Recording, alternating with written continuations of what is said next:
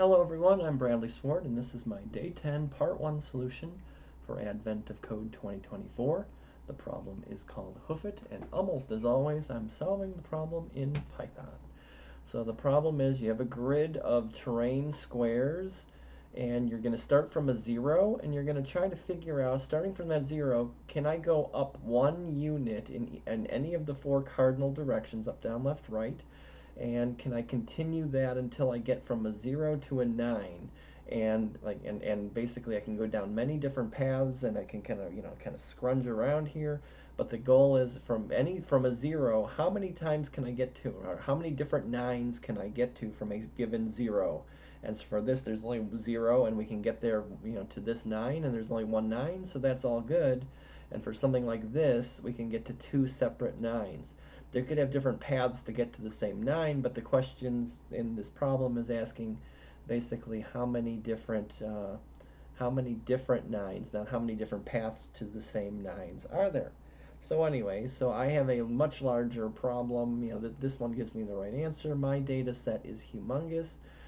But basically all you're doing is you're starting from 0, you're adding, you're continuing the search if you can in each of the 4 directions, and you're just basically just continuing taking an item, checking all 4 of the things, and then moving on to the next one and just destroying the list, the first item of the list, and then just continuing around until either you find a 9 or you've exhausted the list. And so in this case my code looks as follows. Let me just show you what I mean here.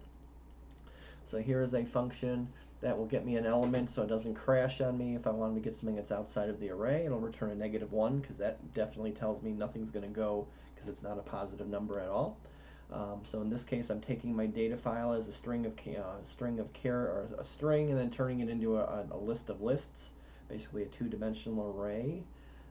Each one is storing an integer value. So then here are the number of paths I can go. Here's my solution, 694. I meant to whatever, but for every value in there, for every value that's in this giant grid, if it's a 0, well, we got to do the whole check here. So we have to say, starting from where I'm starting and keeping track of all the different 9s that I found, well, while I can still check something, we'll take the first element and see if there's a 9 here for the height, and if there is, add it to the set, which the set is here instead of a vector or a list to keep track of unique 9s. And so add this to the pile, and then we just kind of follow through and do nothing else. But if it's not a 9, well, then let's check to see if up, down, left, or right. This is up, down, whatever. One of these is up and one of these down, left and right. Check each of the 4 directions to see if the next number is one larger than the one I'm already in, and if so, throw it on the back of the list. And so basically for a while this list is going to get huge as all the numbers kind of move around, but at the end of the day this thing will exhaust itself, and then the found list will be set up with the correct ones for that specific 0 to go to how many specific 9s. And if you run this like it's saying here, for all the 0s from all the 0s you can get to 694 different 9s from this data set that has a bunch of numbers in it. And just to show real fast here, what was my answer? 694. And that agrees with part 1 solution. So I'm going to look at part 2 in a little bit here.